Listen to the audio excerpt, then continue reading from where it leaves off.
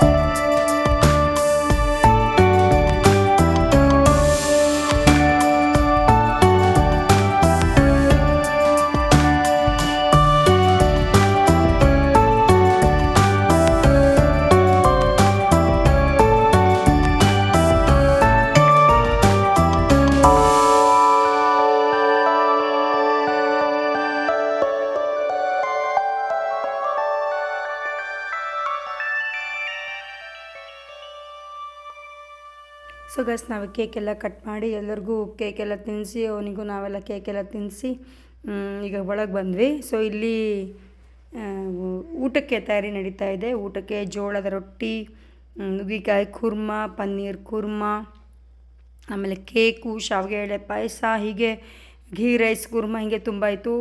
So ನಮ್ಮ ಕಲ್ಪನಾ ಅಜ್ಜಿ ಕೂತಿದ್ದಾರೆ ನೋಡಿದರೆ ಅಲ್ಲಿ ಗೈಸ್. ನೋಡಿ, ಹೀಗೆ ಪ್ರಿಪ್ರೇಷನ್ ನಡೀತಾ ಇದೆ ಊಟದ ತಯಾರಿದು. ಸೊ ಗೈಸ್, ನಮ್ಮ ಲೀಲಾತತ್ತೆ ಬಂದಿದ್ದಾರೆ. ಸೊ ಇವರು ನನ್ನ ಹಸ್ಬೆಂಡಿನ ಸೋದರತ್ತೆ, ಅದರ ನವ್ಯನ ಅಮ್ಮ. ಸೊ ನೋಡಿ ಗೈಸ್, ಯಾರು ಹೇಳಿದ್ದು ನವ್ಯ ಕೆಲಸ ಮಾಡಲ್ಲ ಅಂತ?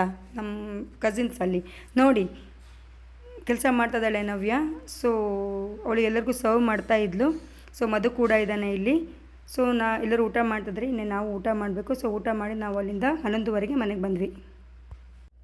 ಸೊ ಗಾಯ್ಸ್, ರಾತ್ರಿ ಬರೋ ತನಕ 11:30 ಆಗಿತ್ತು. ಸೊ ಇದು ನೆಕ್ಸ್ಟ್ ಡೇ ಮಧ್ಯಾಹ್ನ 3:30, 4 ಗಂಟೆ ಅಷ್ಟೊತ್ತಿಗೆ ನಾನು ವೀಡಿಯೋ ಸ್ಟಾರ್ಟ್ ಮಾಡ್ತಾ ಇರೋದು. ಸೊ ನಮ್ಮೂರಲ್ಲಂತೂ ಈಗ 15 ದಿನದಿಂದ ಸಿಕ್ಕಾಪಟ್ಟೆ ಹೆವಿ ಮಳೆ ಇತ್ತು ಗಾಯ್ಸ್. ಸೊ ಇವಾಗ ಮಳೆ ಇದೆ, ಇಲ್ಲ ಅಂತ ಅಲ್ಲ, ಮಳೆನೂ ಇದೆ, ಜೊತೆಗೆ ಕೂಲಾಗಿದೆ ಕ್ಲೈಮೇಟ್ ಬೇರೆ. ಸೊ ಗಾಯ್ಸ್ ನೋಡಿ, ನಮ್ಮನೆ ಹತ್ರ ಗಿಳಿಗಳು ಬರುತ್ತೆ ಗಾಯ್ಸ್ ಸಿಕ್ಕಾಪಟ್ಟೆ. ಇವತ್ತೊಂದು 3-4 ಗಿಳಿ ಇದೆ ಅಷ್ಟೇ.